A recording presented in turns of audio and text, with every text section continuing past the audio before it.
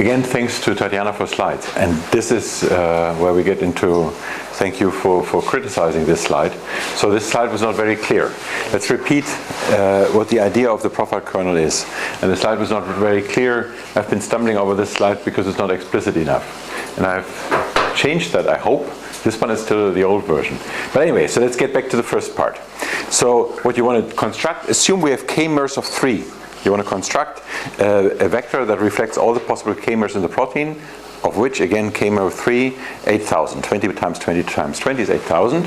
So you have a vector with 20,000 components. The ordering of this vector is completely arbitrary.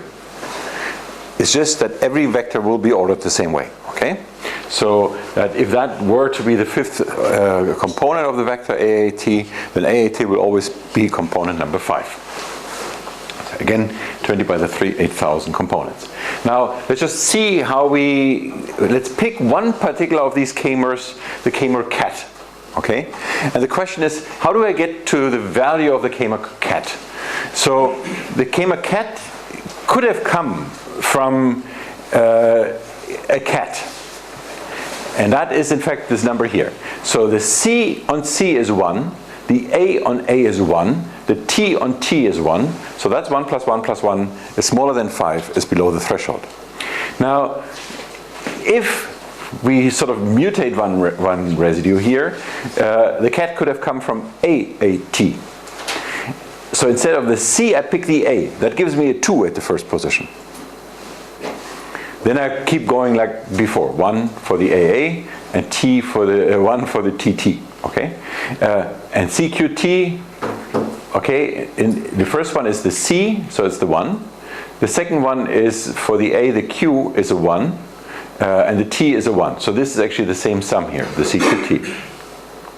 And CAW. So again, the CA I don't have to repeat. Let's look for the W at the last position. So what is the value for replacing the third in cat, which is the T, by a W? That's a 3. So it's 1 plus 1 plus 3, and now that is 5. So this is no longer smaller than 5. And therefore, that one here falls out of the count, and the others get a count. Again, this is repeated for every single k-mer we encounter in the protein. Yes? And a 3-mer. Mm-hmm. The 1 in the vector is basically a Boolean that says, okay, correct. This, all right.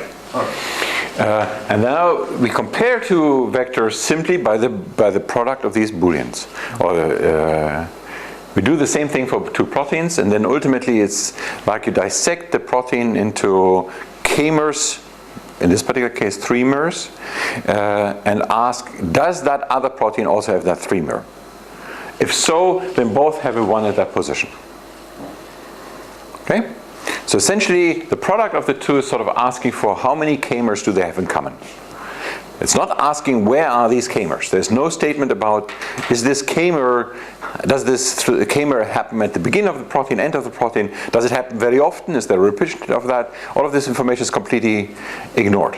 The important part that is not ignored here is that you put in the evolutionary information, at least in a sort of roundabout way, because the way you count is depending on the background matrix which is created by the family alignment. So essentially what you're looking, one way to think about it, you're looking for k-mers that are conserved. So you're not only asking is cat there, but is cat conserved? And if cat is conserved in that family, then you count it. So essentially this is the idea that you're looking for the important k-mers, where important is somehow defined as, you see that in many related sequences, then you assume it's important. The idea is clear? Yeah? And thanks again for bringing up the question, yes? I forgot how do we set the conservation threshold to 5. So now we are getting into the issues that are hyperparameters, right? So we also I did not answer why the k is 3 and why in this particular case the 5 is a 5 just for the example. These numbers are sort of arbitrary. Now, how would you decide on this 5? What would you do? So we don't know. You know, what we know is we're looking for conserved. But it's conserved now 5, 10, or what is the number? How would you find out? Research, maybe. You would search how? trying multiple, like you Yeah, exactly. You would try a little bit out and see whether. Now, that brings me to this issue again of machine learning. So I talked about machine learning. You have to take your data and then take some part of the data out. This is for training. This is for cross-training. So cross-training is essentially what you do to optimize some hyperparameters. It could also be to distinguish between, or to say, I take the SVM instead of the neural network or something like that. And then there's a test set. Now, then you have to turn this around for your final result and make sure that every sample in your set has been used for testing exactly once. Okay? Now, my question to you, would you now do this whole cross-validation and look at the test set and essentially, if I did the following, what would you say if I did the following? So I have, say, 10-state prediction of subcellular localization, so I have a 10-state accuracy here. So it's correct that I have 10 possible classes and I predict a certain percentage right in one of these 10. And I say that the threshold, let's call it the threshold conservation, is larger than 5, 6, 7. And my result for the test set for an entire rotation were to be 45, 47, and 49. And say my data set would be so big that this would be plus minus 1, the standard error. Okay? Comments on that. So what I did, I finished my master thesis. In my master thesis, I write, in fact, the best T is the one with 7. I came to that conclusion by doing a full cross-validation. And in this full cross-validation, what you see here is the Q10 for the test set, which full means, again, I do a 3-fold rotation. And I'd like everybody to comment on that. I mean, doing it on a test set is a big no, I would say. So that's the first big no. Can the next person, this is absolutely wrong if that is test. Why? Somebody else. We don't use the test set to decide which one is best, we just use it to evaluate our final option. Okay, so let's just change my example here. And I took for this here the cross-training set. So this would be the Q10 on the cross-training set, which in fact is sort of meant for things like that. Do I then hear an objection?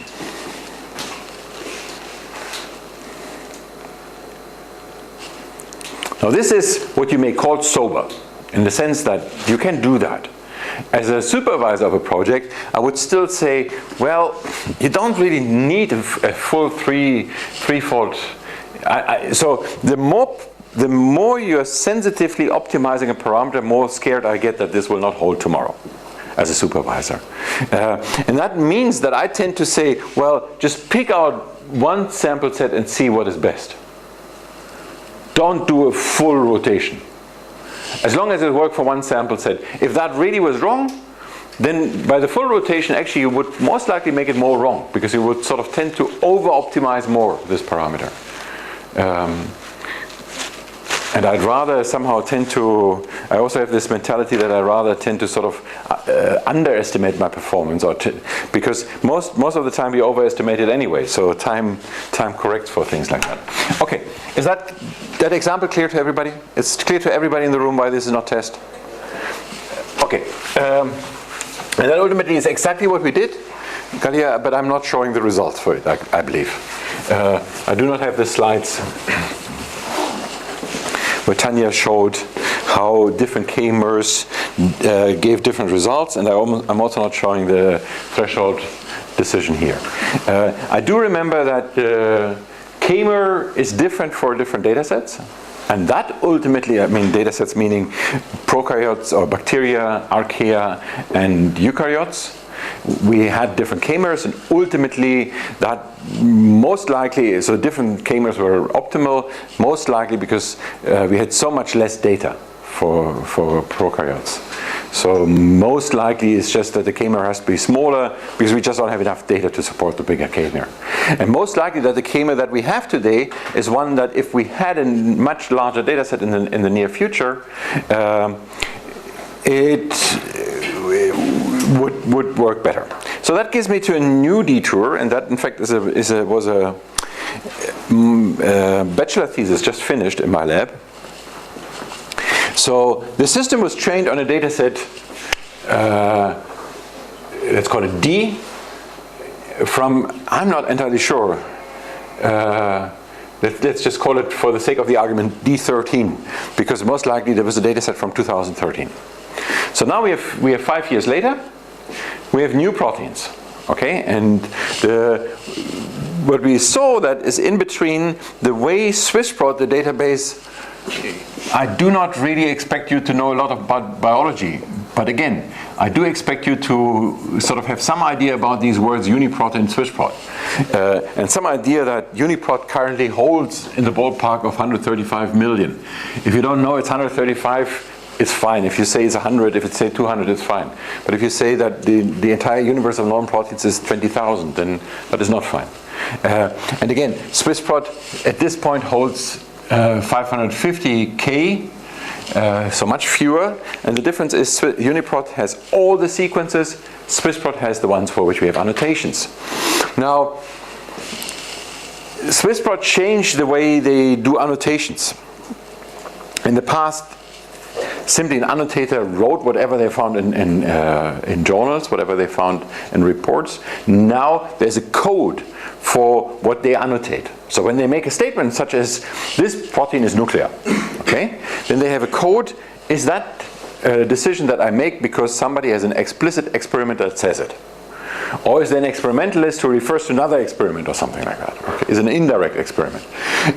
And now, when we did that in 2013, the data said there was not an explicit code. There only existed a keyword, nuclear by experiment or something like that. It was a sort of free text that indicated there was an underlying experiment. But then they refined this, replaced it by a number, and then we grabbed for the number. And when we grabbed it for the number, what we saw is that although typically data explodes in biology, so the data set in 2008 should be much larger, we actually saw that D18 is in the ballpark of 70% of D13. Or not even, so it was less than 70%. Let's just put, it was more, it was between 50 and 60%. Okay, let's, 60% of the data set from 5 years ago. Okay. So now what we have is a much smaller data set, but a much better data set. What we had then is a much substantially larger set, but a much more dirty data set. Which one will work better for machine learning? I would say the rather dirty one, because then you can, I mean, machine learning devices are pretty good in learning a hidden signal. And especially if we consider that we want to hold our machine learning device tomorrow, then it's better if we don't have a refined set where we can have... I hear what you say, and I accept what you say, Tobias. Certainly if we talk deep learning, if we talk neural networks or something like that. Yeah. We're talking SVM. All right, then that's a different story. So? Then we want... So let me explain to everybody why that is a different story. Because again, neural networks, many machine learning devices, just take all the data and find the best way to separate the average over all the data.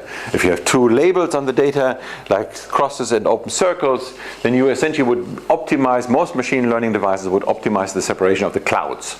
While an SVM explicitly goes into optimizing the difference between the points that are closest to each other from the different class. So that would be this one here, this one, and this one, for instance. I'm encircling the, well, whatever. You understand what I mean. So that means that if I now have a mistake in my label, the SVM is very sensitive to mistakes. And that is, so Tobias rightfully says, if I sort of average over clouds, and there are mistakes in the annotation, average over cloud will somehow throw these mistakes away. It will just make mistakes, but it makes mistakes. And then the classification will not really be influenced. While most likely annotation mistakes are exactly here and will confuse the SVM. While that is true, it turned out that in fact, when we now went to the next level, so this was the original data, and then we can never take the original data, we have to redundancy reduce, so we have to make sure that no pair in that set has more than some level of sequence similarity. And upon the redundancy reduction, we moved from the D-reduced set, 18, to the D-reduced set of 13. Now we had something like in the ballpark of 30%. And that was a killer. So it was still the problem with the SVM that there are mistakes, but now the data set suddenly became so small that just couldn't do it anymore. Okay? Although the dirt in the reduced 13 data set was a problem, and we actually spent some time on trying to somehow remove some of these cases. But now suddenly we had fallen below a certain level where just the data was not enough to support the technology anymore. This is just one of those examples. And the point is you cannot really tell before. It's all a function of how many errors are in the data, how much information is contained despite the errors. So the only way to find that out is try it. Unfortunately, sometimes that takes a while. Okay, then we talked about the path, or the idea that you put the problem of a binary classification, since we are talking about an SVM, onto a hierarchy of solutions. On the highest level of hierarchy, the first network distinguishes between all classes that involve membranes and those that don't. So left of it, anything that has membrane regions in it, right of it, everything else. The next one is just like what I showed you before on Tuesday, or last week, I can't remember. The next one is, am I going into the secretory pathway towards secretion, toward going outside, or not? Secretory pathway is here. And then we go into more refinement. Now, there's a couple of things. So the first statement that we had before is, if you make a mistake on a higher level, you can never recover from that. Therefore, you want to have the highest level be something that is as accurate as possible. So we could have optimized this hierarchy to have the best prediction method up there. Again, you also need to have a best prediction method that sort of has a sizable part of the data. If the best prediction method is only predicting for 1% of the data, then it's meaningless. And somehow the split here does that and fits to the biology of the problem. Now, the other aspect of what we realized in this problem here, when the data set suddenly got too small, the new data set, is usually what we do is we take this entire data set, whatever, let's call it D18 this time, and find a sequence unique subset that is such that no pair in the subset AB here has a certain sequence identity or similarity that is higher than some threshold T.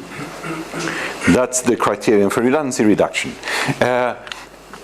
And it turned out that in doing this, since the data set was so small, in particular some of the small classes fell out by this criterion. Because when you cut out one of the two, or when you maintain one of the two, you're blind, typically blind of the label. So you're not saying that what I cut out, you're making some decision on which one you cut out. So if A and B have more than T, you kick out one of the two. Which one are you going to kick out? Well, it could be the longer one, it could be the first one. There's a variety in which you can construct that algorithm, but typically you do not actually kick out the one that is nuclear, or that is from the lower label class, because typically this redundancy reduction process is blind to the problem of classification. And it turned out that it just, small classes got reduced even more. Well, the entire thing was redundancy, so the redundancy reduction threw away 70% of the data, and that was just fatal for some small data sets, small classes, or classes with few data points. Now, this comes to the point where we actually realized that another advantage of this hierarchy is we can redo the redundancy reduction at each step. Because each of these steps here sees a different data set. At this point here, anything that goes further down, I will get to the next level soon here, but it could be, is that membrane in a vesicle or is it the outer membrane, right? And this, on this decision of that SVM, you will only see membrane proteins, right? So you will not even train this on any of these globular proteins, because the assumption is that once you get here, you are membrane. And when you make a mistake in your prediction, you can anyway not recover. So that's why these things further down here, you will only train on whatever is relevant for that. So this one will never see a secreted protein, or a membrane protein. Whatever goes further down here, right? That means again also that for every single one of these decisions I can create a new data set and can create a new redundancy reduced data set, and that allows me to sort of recover on some of these smallest classes that are thrown out. Another advantage that I have by sort of having these different steps is that each one of these here can be using different input. So I know, for instance, that to decide whether or not something is in the secondary pathway, I know there's an N-terminal signal. This is not relevant here. So the way you program your SVMs here, what you're looking at in principle could be very different. Now in this particular case here, it's not the case, because in this particular case we take k-mers. Full stop. At this point I'm going to show you a method that uses only k-mers. We have not tried so far, because that method was so successful, we have not tried to sort of combine that with a method that looks at k-mers N-terminal. Or you could do all kinds of, or you could imagine to do all kinds of additional ways of refining k-mers. When you know that for this decision here the information is really a lot in the N-terminus, you could create another k-mer set that is only restricted to the first 60 residues or 70 residues or something like that, right? We didn't do that so far. And we didn't do that so far ultimately, and sorry for the many numbers here, due to the success. By the way, one open issue with the success was also the question, there are different ways in which you can split the hierarchy. So one versus all is one way of doing it, and then there is nested dichotomies, an ensemble of nested dichotomies, and then there are sort of those ensembles where you balance the data in different ways. These are in between here. And then there is one that is essentially the one that we chose because we felt it has sort of reflected the biology of the problem the best. And it turns out that, in fact, what we chose was not better, but also not worse than any of these sort of optimal approaches, right? And that is why we somehow stuck with a scheme that makes sense biologically. But again, there is not only one solution. The solution that I show you and that I showed you before is in fact just one of many that would work. Okay. Now. Let's not get into that. Let's get into the testing part. So that gets to the kind of problem that you always have when you write a master thesis. You're compiling all the results, and most of the results you will not show. I mean, you will bring into your thesis, but you will certainly not write in a paper, and you will also not present in your talk. The assessment of a method requires to compile a lot of numbers, and these numbers go into tables, but they don't go into major places. So what happens to these numbers? Ultimately, in some sense, they are forgotten, but you have to be aware that some of these numbers could reveal something that is relevant. At the moment they reveal something that is relevant, they become important. And it's you, as the master thesis student, or as the one who's writing up the paper, who makes that decision. Sometimes it's your supervisor, usually not. Because this is the detail that is between you and whoever helps you. Your closest advisor, your friend, whoever you talk to with. Don't underestimate that issue. But before you get into the reduction, before you get into the point of choosing, I'm going to show these 2 plots rather than this other 90. you have to produce all these 92. Okay? So you have to, in this particular case, come up with a variety of ways in which you sort of can measure success. The simplest is what is referred to as the confusion matrix.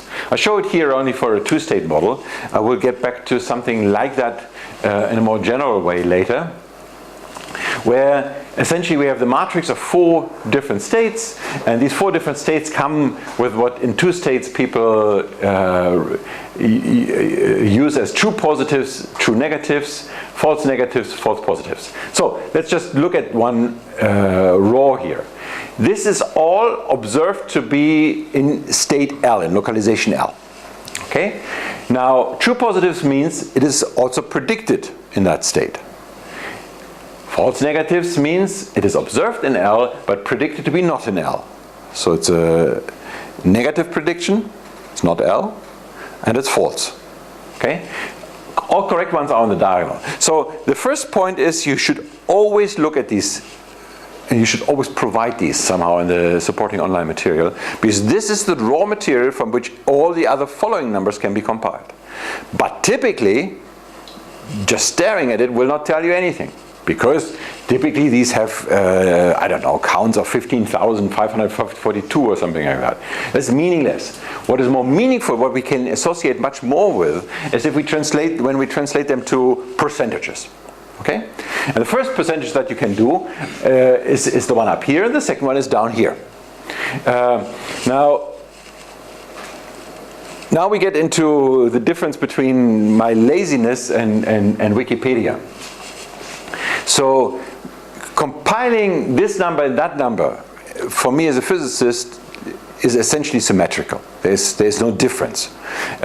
So in the way I choose my words for what I call these percentages, I would not choose a different word for that than for that. Yeah, they are positive and they're negative.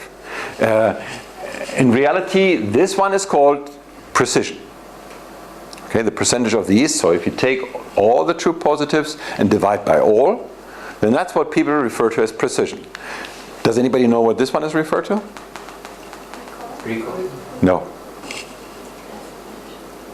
No. I can actually not remember.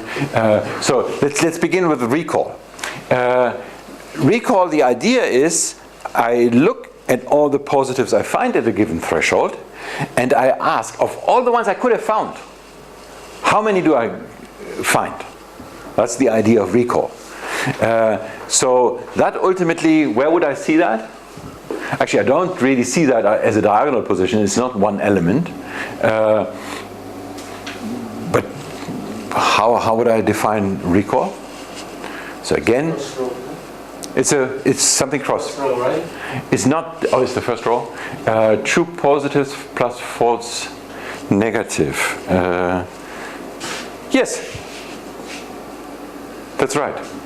That's exactly what it is. Now, again, so precision and recall are this and that, and you would then sort of. I dislike the fact that this and that you give a totally different name. So one is called the negative false negative ratio or false negative value, and the other one is called, I can't remember. I cannot even remember these names. I apologize. No, I don't apologize for that. The reason why I use different words is because I insist on the symmetry. So I essentially call this accuracy positive and accuracy for the positives and accuracy for the negatives. Again, this is not what you find commonly. It's very confusing for most people, I admit. But I find it even more confusing to have 4 different words for something that's totally symmetric problem. So this is why the other one that typically for the positives is called recall. I call it coverage. And then I talk about a positive coverage and a negative coverage. Points? Yeah? No, the name was misleading before because it was accuracy, but... Yes, that is exactly what I'm talking about. Yeah, exactly. The name is misleading, and again, I feel, yes, it is misleading because it's different from what people typically use for that name, but I find it's an advantage, so I use the term accuracy, terms accuracy and coverage, and I'm sort of actually this is coverage. This is what you said. So I'm just putting up this discussion ultimately to create the awareness that the situation essentially is symmetrical. So the symmetrical, I mean that when you look at the 4 words that you find in Wikipedia, that suggests that it's something else that you're actually looking at. It's not. I'm not talking about recall and coverage, recall and precision. That is not symmetrical. How many you find and how many of the ones you find are correct, those are 2 different questions. What is symmetric is whether you're here or here. If we are getting to the raw numbers, so away from percentages, then the matrix here is completely symmetric, or there's no reason to say that there's more importance in this than in this. Both of those together are the true. And now you may argue that for my particular problem, for instance, I want to predict binding sites. And then predicting binding site residue is more important than correctly predicting the ones that don't bind. This is, in some problems, may really be the reality, and that's why we also use the word positives. But I just want to point out this is slightly misleading. Now we get into this issue, or into this question here: do more digits imply better analysis? So we have method Q, some method that reports some Q3, so typically a quotient in 3 states, and 1 in Web 2. Now, is it correct to assume that this number is higher than that one, so N1 is higher than Web 2, and therefore you also see more digits, right? So not only is the method better, but it's actually also evaluated much better. That's why we see so many digits. Can somebody from that part of the room comment on that? And again, I'm choosing explicitly people who do not react, who do not make a sign that they already want to say something.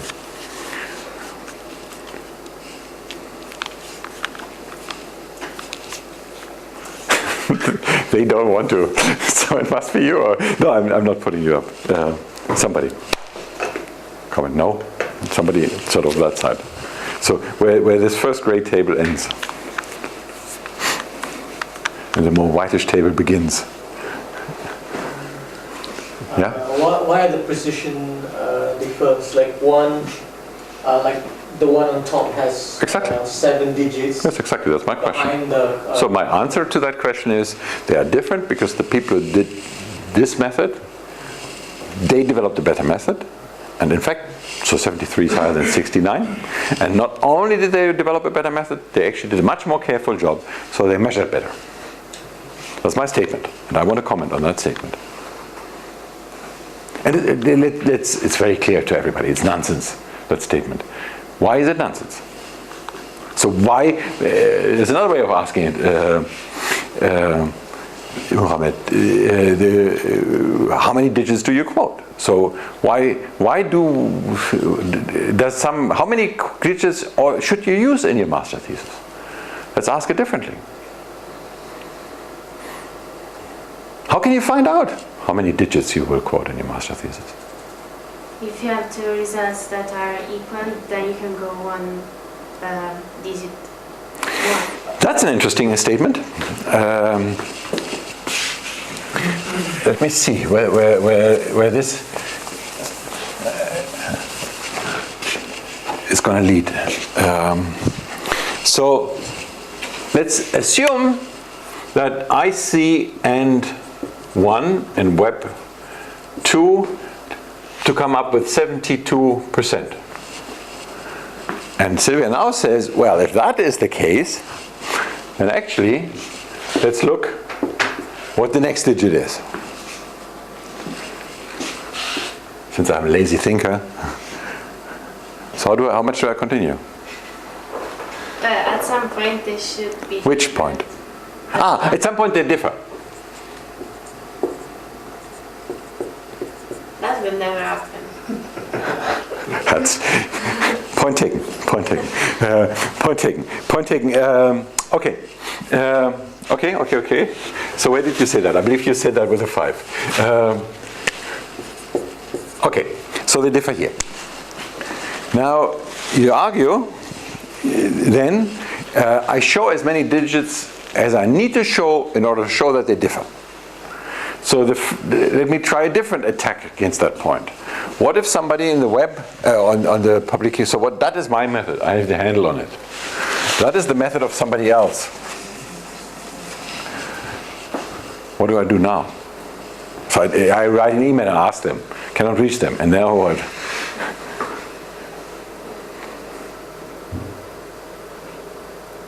Essentially, we don't know whether we can use those many digits if we don't know how much our results actually differ. If we know that, for example, 72 is the number that we get, but from one experiment to the next it differs by ±1, so the standard deviation is really high, then we can't use 0.1, 2, 3, 4, 6, because that's not actually meaningful, because it could just be by chance they're different like that. So again, we need to look at the standard deviation. So the standard deviation, assuming some Gaussian distribution, so 66% of the data is within 2 sigma of the mean of Gaussian distribution. That would be the standard deviation. So 1 sigma is 1 standard deviation, and ultimately the sigma is completely clearly related to the standard error. Sigma is the standard error, standard deviation, and the standard error is typically a ballpark of square root over the sigma by the number of samples. It's a slightly more complicated formula, but essentially that is what it is. And then you would argue that there must be apart at least one standard error so that I can distinguish, and that brings me to the ultimate solution: how many digits do I have to quote? If this standard error would be ±1, then I clearly do not have any support for any digit. So this sort of statement that the authors here did a better job in assessing. So first of all, I would criticize as a reviewer or as a supervisor that you have to provide some estimate about the reliability of a number you put up. So that means standard error, standard deviation, or something like that, typically exactly those. And if you put up this standard error to be ±1, and then you quote this precision or this number of digits, you actually make a mistake. You actually have not understood what standard error is, and I begin to not trust what you do. So clearly arguing that better methods has more digits is total nonsense, and therefore be very careful when you sort of decide that you have to provide a lot of digits. When you write out weights in, for instance, a neural network, that's a different matter, because that ultimately is not directly leading to this issue. So just looking at the parameters of a neural network here, those are the connections, right? And now my question is, for these J's here, when you store your model, how many digits do you need to provide? Yeah? That's a matter of accuracy for the neural network, so it's important that you provide every number that you have. If somebody wants to replicate it, then he has to use exactly the same weights, otherwise he will get... So what exactly does it mean by every number you have? So, yeah, depending on what kind of weight you have, but usually you have a floating point weight, or your neural network uses floating points, then you use the full precision floating point number that you can give. Well, as you know, there are different sort of precision models, right? Yeah, sure. So which one do you use? The one the neural network is using. So you essentially, that's you're chickening out. You say some programmer has thought about that, and I'm using that program, I'm using the library, and they knew why they did it. That's what you essentially argue, right? No, yes, you do. Yeah, but that's not what I meant. I mean, basically, if you use a neural network which has float 32, for example, like 32 bits floating point numbers, then you should provide the 32 bits. That's a good point. So it's the precision that you, so one answer to that is you use exactly the precision that the computation does. Yes? Yes, in fact, if you cut the precision, you can have faster inference, for example. But then the accuracy, if you use half floats, so usually they use floating point 32. If you use half of it, the accuracy would be lower because you lose some precision of the... And that's the second idea, Francesco. So what you actually state as an assertion, I would call as an idea how to check what the precision limit is. So one statement is the one that you bring up, and it's a very clear one and a very simple one. If I want to reproduce the model, I need to use exactly the same level of precision that my computational model does.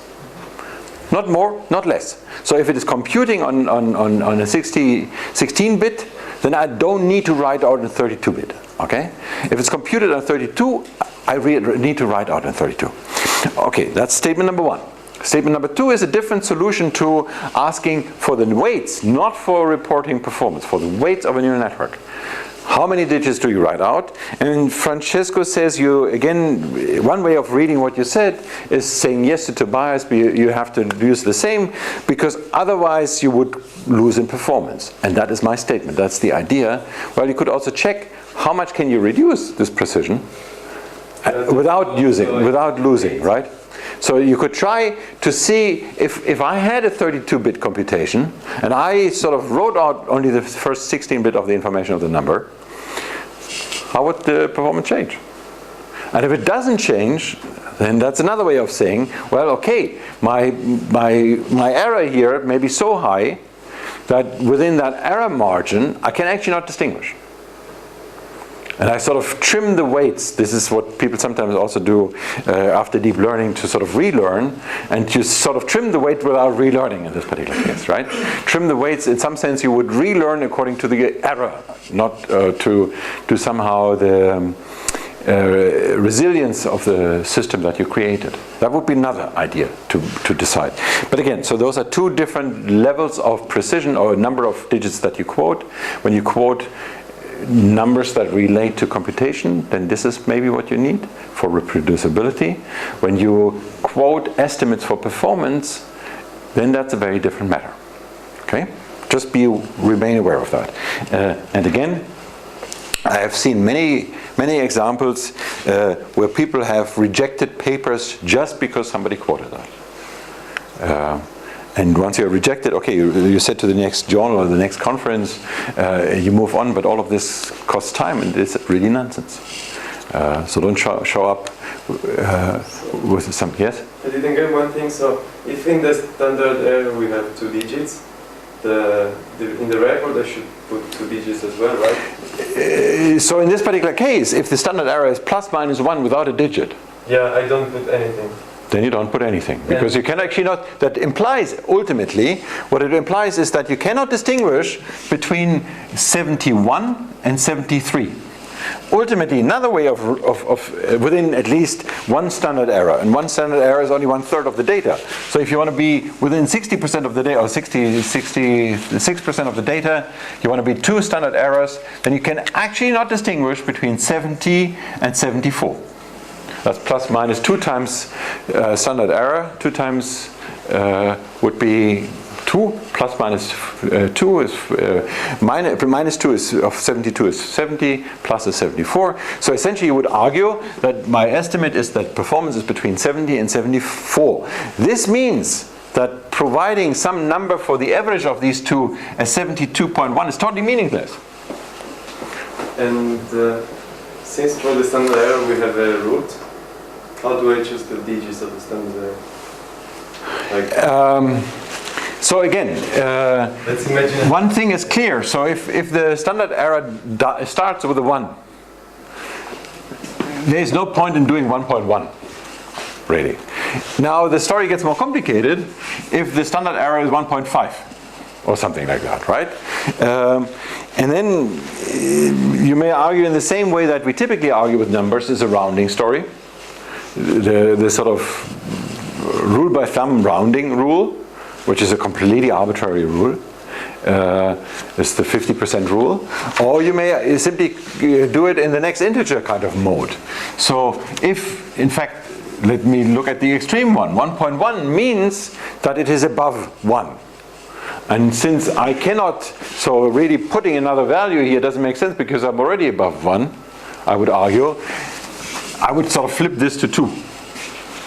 That would be an extreme way of doing it. So I round to the next integer.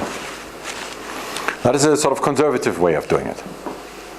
And in between, again, so the story is a little bit unclear, but clearly, if you begin with a 1, 1.11 is totally senseless. 1.1 may still sort of stand. But I believe since it starts with a 1, it's clear that the next digit of the error estimate is not supported, and I wouldn't put it, but this is sort of, let's call it philosophy. There we lose signs. But that this 3, 4, 5 is not supported, that is science. Okay? We need to estimate the error, and I get back to what we already said. There's a standard error, and ultimately, in this particular case, if the assumption here is plus minus 0.4, that is the other part of your question. If it is less than 1, so now do I need for 1? And I believe the argument for every single digit from here on is similar to what I did before, right? So it's just divided by 10. You iterate on the same argument. So in this particular case here, 0.004, now you may argue that this digit here is still supported. I cut it out because at 0.4 I sort of see 1 again in the next integer kind of model. But this again is debatable. So the 0.04 in this model here is completely supported, is completely compatible with the idea of 70.3.8. In this particular case, it would be 70, right? So both decisions are fair enough. And this again is sort of a radical decision here. In fact, it's the wrong one. This should be 70. So this is clearly wrong. I made a mistake. I have to change that. So the other point that I want to repeat here: whenever you look at two numbers for two methods, no matter how many digits you see, you always have to look at two levels of background. One is random. Now, random may sound very easy to you, but then give me an idea, how do you compute random? So my task here is I predict subcellular localization, and ultimately I'm going to show you some results for 18 classes.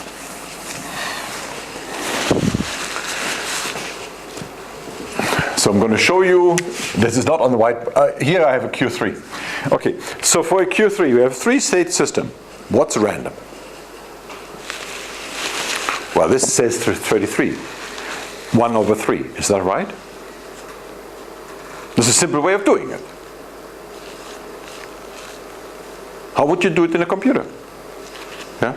Basically, you would simulate either coin flips or tossing dice, and repeat it really, really, really often. But then it's 33. Yeah. Is that really what you would do? Well, yes. This is what you can do. What else can you do? Yeah? I would generate random numbers between 0 and plus minus 1, so between 0 and 2. And if it's 0, I take the first class and I sum plus 1. Aha. And then I do it. But that is not changing it, no? So essentially what you do, so every time I generate a new number. Yes, but the difference between what Tobias says and what you say is that ultimately you scale the interval from the random number to a bigger interval. Yeah, so the pick is irrelevant of that scale. No, but I say according to the number that I get, so either 0, 1 or 2, I increase the class, the value of the class. So I start with all the classes that are 0. And so ultimately your number, do I correctly understand that the number ultimately goes to 18 here? Is that what you mean? No. No. So let's say at the beginning I have a vector of 3. Yeah. All the values are 0. Yeah. At the first iteration I will generate the first number. If it's 0, I will increase the first the first position in the vector by 1. If it is 1, I will increase the second by 1, and otherwise... And each point is reflecting one of the three classes? Yes. And then I do it for 1,000 iterations. But that will still give the same thing. That's basically... That's a very interesting idea. Because, but it takes you 5 minutes to program that. You can easily try whether that gives a different result. Yeah, it's the same. It will give the same result. Yeah, of course. That's an interesting idea, but you understand it's the same result. Okay, but there's another way in which you could do it that may not produce the same result, depending on the problem, yes? Do we have the class distribution? Exactly. So say the class distribution would be completely uneven. Then it would not be 33%. Let's just assume that in the class distribution 1, 2, 3, what we have is 60, 10 and 30% or something like that. Then clearly random, by sampling the class, and I thought that's where you were going, Francesco, by sampling the classes according to the way they occur, you will get a number higher than 33. I cannot immediately see what the number will be. I know that for secondary structure prediction this number will be 35 roundabout. And the class distribution is not quite that way, but somehow similar to that. I believe the secondary structure, the original one when I did it was something like 30, this was 50, 20, 30, something like that. And then it gave 35. Okay, here's another way in which you can do that. Actually, in some sense, the simplest way of realizing that is just simply flip the labels. So you have annotation labels that tell you what is right, and you just flip the labels. You move the labels over, which means you sort of maintain the balance of the classes.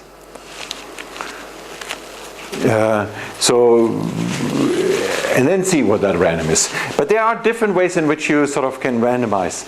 You can also randomize your prediction and see where that then goes. So random is intuitively a very simple concept, but indeed there are different ways to compute it, and sometimes this is needed. For a very imbalanced data set, you do need to do more than just divide by number 3 if it's 3 states. You really need to, in fact, use the computer to sample the classes in some way. Another thing that you actually want to have here, ultimately, you say random because what you want to achieve is that the difference between the method is meaningful with respect to the difference to something that is trivial. Random flipping a coin is totally trivial. Trivial could be something else, right? It's then not random, but it could be that the base model, so to speak, is another method that is available since 20 years. So if somebody could have done it 20 years ago without a computer, then with a computer you should be much better. This is a sort of more advanced version of baseline, but for all you care, it may exactly be the kind of baseline that you care to beat. And if, for instance, this sort of baseline would be at 68 or something like that, then you would say that this method here is essentially baseline, and you're doing better than that. But how much better is, again, in some sense it would depend. So if the old method, if random really is 33 and the baseline would be at 68, then you did clearly advance. And if that is over the Web 2 with a 73, provided that the error estimate is such, in this particular case plus minus 1, so this is a difference of 4. Yes, Kalia? I'm not sure if my question is correct, but isn't the t-test the same thing that we will do in this case? I mean, no. Do we do it manually and not with t-test? So t-test has all kinds. I'm going to show you a nice example of what the t-test can produce. And one of my, I'm not entirely sure whether no, I'm sure we're not getting to that. So it will be the week after next week. So t-test can go totally wrong. But no, this is essentially not a t-test. T-test has all kinds of issues. Let's get back into t-test issues later. But this is not the t-test, and ultimately, in some sense, is more generic than the explicit t-test. But you're right. So we have different ways of gauging whether distributions overlap or not. So ultimately, t-test aims at trying to see to which extent distributions overlap. And that statistically is sort of the same task. It depends on the kind of distribution you have. Again, we're going to get back to the t-test. Any other question? But another point I want to make, Galia, there is no right or wrong question. The only wrong question is the one you don't ask. Yes? Okay, so maybe also my question is wrong. So basically we are... No, you cannot be there. Sorry. So because we talked before about the data set, so you said, instead of random we can use the old method from 20 years. But then in that case, what data set will we be compiling the new data set for the old method?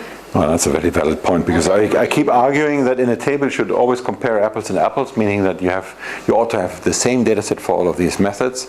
So then you would have to, for an old method, you assume that it's somehow available to you on your local machine, and that you can actually run that through your new data set, and then you get that number.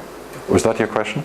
Yeah, so like my question would be, in what situation would it make sense to have your methods test on the old data set and the new data set? The old data set, that is a complicated. So one way to answer that question, so I have method old and method new, and I have data old and data new. So do I really need to put down the 4 numbers, is the question. What could be a reason to take out the old data set and compare first how well these two things are done here? Let's just assume that we have a very large data set and that we can in fact have enough digits, but I'm just lazy and only put integers. We have some Q3 model here, and say this is 65. This is 69, and say that the standard error is plus minus 0.1, so we could actually show more digits. So clearly this is absolutely significantly different. And that for the new data set, this one here falls to 64, and for the new data set, this one falls to 72. Okay, now I have the 4 numbers. So the first answer to you, Marla, I should have immediately given. Very often you cannot get this old data set anymore.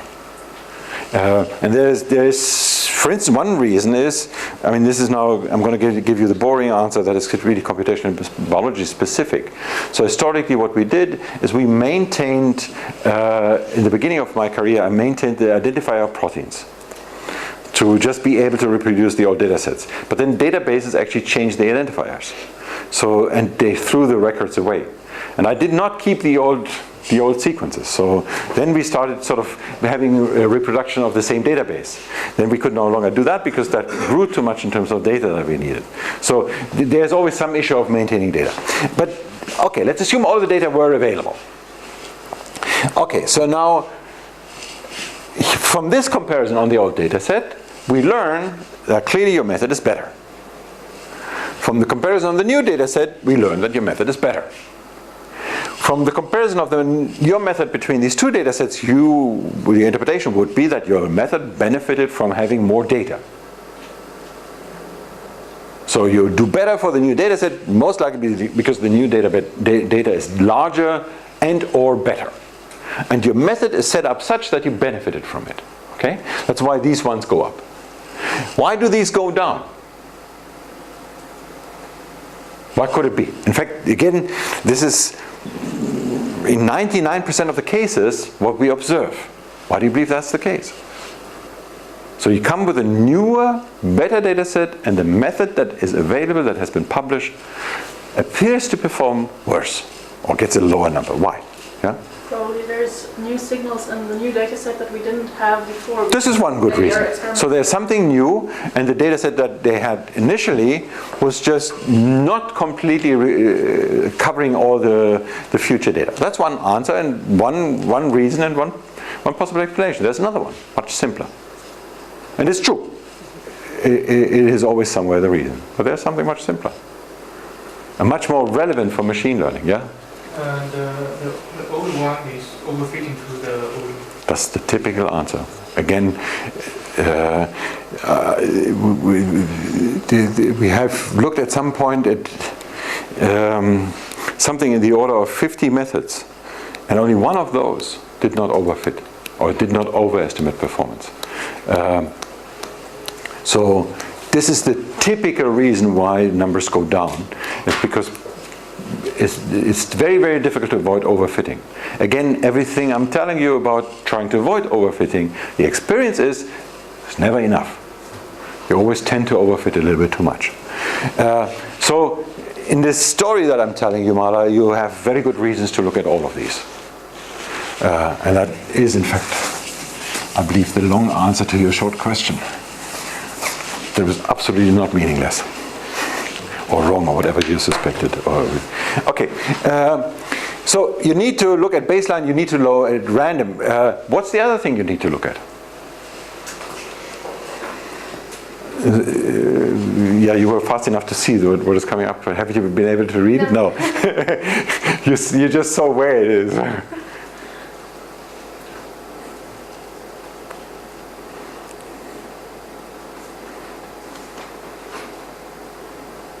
So you need to know somehow the button. You need to know the error, the standard error. What else do you need to know? In order to gauge how much better one method is than the other. Yeah? You need to find the maximum, basically what you can reach. So what is the maximum? Maximum, I say, is 100%. Sure, what else? It's certainly not going to be 102%. I believe there's nobody in the room who would argue that the maximum could be 102 or 1. But why is the maximum not trivially 100? What could be reasons why the maximum achievable is not 100%? Any ideas? Maybe noise or errors in that set. Yeah, errors in noise in what? In that set. In the experiments, yes. That is one reason. So you could argue that for the foreseeable future, you cannot get the same experiment by some percentage. Say you measure subset localization, and you do the same experiment again and again and again, and then what you see, ultimately they agree by 97%.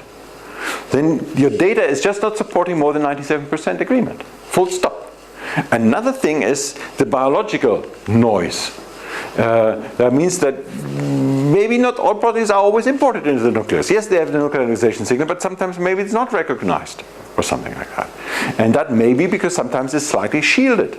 And maybe that your prediction method is actually even seeing that. Because the prediction method looks at whether the nuclearization signal is available or not, exposed. But let's not philosophize too much. What the real point is, you have to somehow find a way to gauge the top, the ultimate you can get. One way of gauging that is if you get a finger on the experimental error. That's one way. Another way of doing that, so getting back to Mala's question, if we had an old data set and a new data set, you could simply compare for all the ones where these two agree. Do they actually exactly show the same thing? And very often you will see that, in fact, there are differences there too. That is what you could use to gauge the experimental error. This is typically not easy to get at, but you have to somehow find a way to, if you can, get it, and if not, then at least sort of remain aware of it. Okay, now I'm not entirely sure. So in this particular case, if your task would be, and this again is something that we have done in exams before, I give you this table, and I give you the standard error down here, and I ask you, well, this part I don't give you.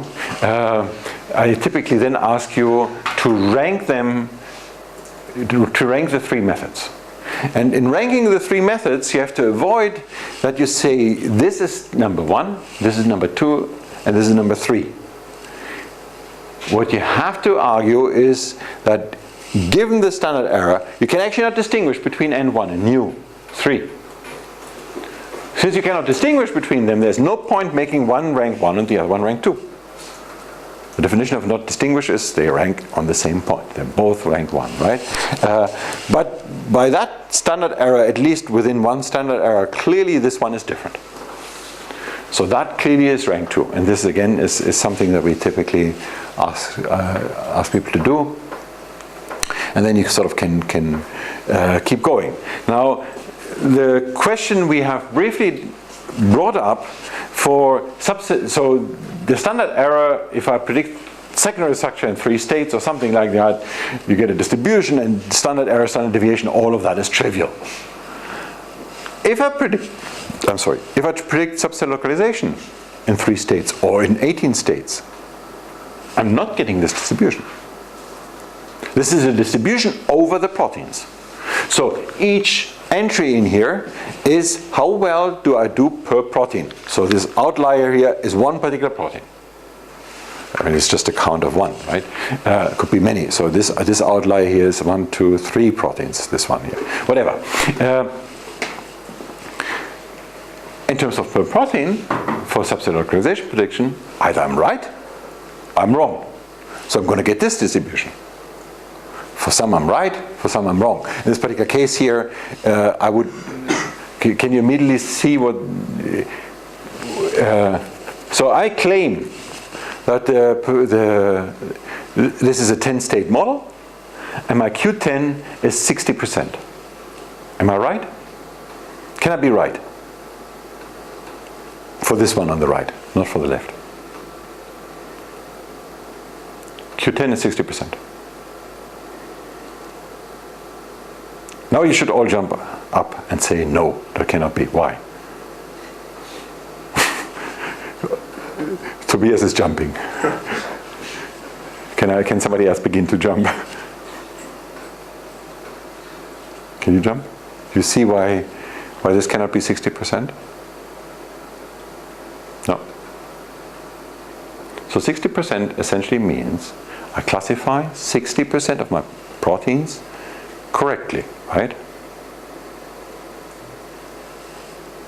How many do I classify correctly on the right image? 1,500. And how many do I get wrong? 2,000. So 1,500 by 3,500 is not 60. Right? So you immediately see that. So so again, for me, scientific thinking is also about handling numbers, and it's not really even about looking at what the 2,000 or the 1,500. That's detail. But upon first view, you immediately see blue is higher than red. Blue higher than blue lower. Blue lower than red. Immediately means it must be less than 50. And that kind of thinking is what you have to sort of jump on.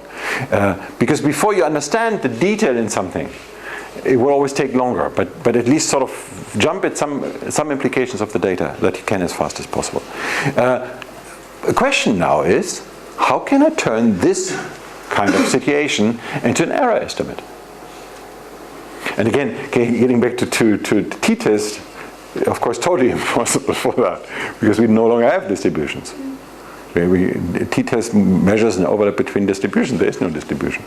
How can I turn a binary classification into a distribution of errors, or distribution of success, or whatever you call it? Yeah? I can resample it, so take subsets of my whole data set and look at how the accuracy is in all of those.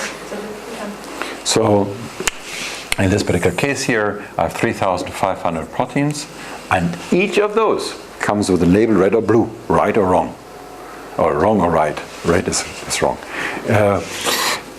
And so resampling means, well, one way of resampling would be, I take another set of 3,500 that I pick out from the first. I take 3,500 out of the bag. It's not that I take all of them. I just randomly sample and put back what I sampled, right? So I take one out, memorize that here, put it back, take one out, memorize it here, until this one has also 3,500. Okay? What do you know about the average between these two sets? So this is the original one here, and that's the copy.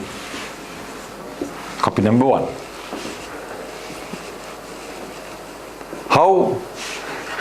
What can you say about the average O? I'm going to put a sum sign in between average O and average C1. What is this sign? didn't get, how do you take copy-1? So what you do is essentially you take, so this is 3,500 proteins in here, my original data set. 2,000 are wrong, 1,500 are right. Now, each one of those here has the label blue or red, right? Wrong or right. So I take one out, put it into my other bag, into the copy bag, put it back in, and just store the right or wrong count, right? I take out another one. I do this 3,500 times, and I simply compute how many reds did I get. Again, I put the reds and the blue, whenever I pick them out, I put them back. So that I always have 3,500 to pick from. And I always pick at random. Which means that in terms of the particular protein, this data set here most likely will contain duplicates. Most likely, some proteins you will take again and again. Actually, that brings up a different story. We get to that in 5 minutes. Let's first get to the simple part of the story. My question is, what is the sign between these two averages? Now you understand what it is. So now you understand the question, now you understand the task. In principle, you could address the task, right? Yeah, I'm not saying that stand up and do it. That's not what I meant. Anybody? We don't know the exact sign, but we know that they're taken from the same distribution, so they should most likely not be more apart than 2 standard errors. So we can try to get the standard error from there. Yes, Sophia, you're absolutely right. You're just a few steps ahead. Can that be the sign? It can. What's the probability of that being the sign? Very, very low. Most likely, the sign will be like that. We do not know whether it's larger or smaller. We do know most likely it's not the same number. And now you sort of do this resampling many times, and then you get a distribution over these resamplings.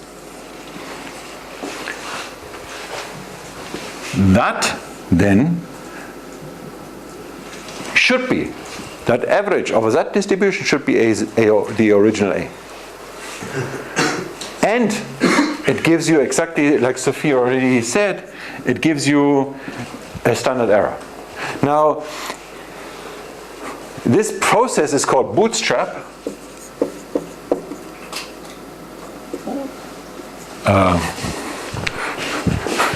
And why do I do it on the whiteboard?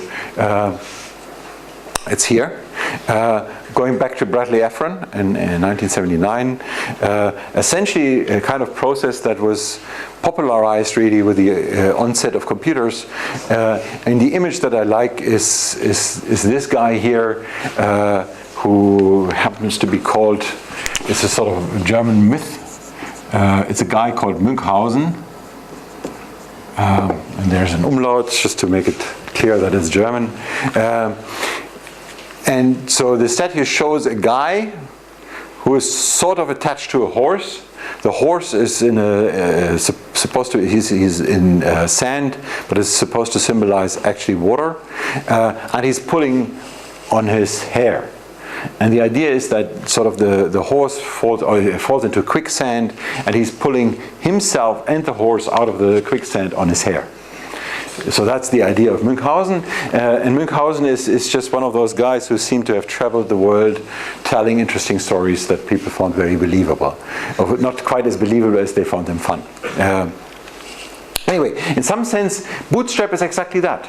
You pull yourself, you actually don't have an error. You don't have a distribution. And you create one by sort of pulling yourself out of your hair, by this repetition of the same test. You create a divergence, and you are not actually measuring error. What you are measuring is consistency of the data. You measure how much of the data will be the same if you randomly left something out. Okay? Now, technically, there's a slight jump here, because what you're sampling is not an individual protein. the sigma that you get here, the standard deviation of this distribution, actually is the standard error of the other one. Because every single time you have 3,500. This is essentially not the per protein error, it's per set error. And that's why the standard error typically is defined as square root over sigma, the standard deviation, by the number of samples n, meaning the standard error is typically much smaller than the standard deviation. But since this distribution is one on a large set, so you replace one with the other. That's sort of the hack. And in fact, it's not a hack. If you do a simulation, then you will see that this hack is remarkably close to reality, which you can see if you pretended that something such a secondary structure is a binary solution, then you can actually do it in a computer and see how well it works. Anyway, so this is the idea. And we are going to go back to Loc Tree next week, Tuesday. For the time being, let me just bring up one.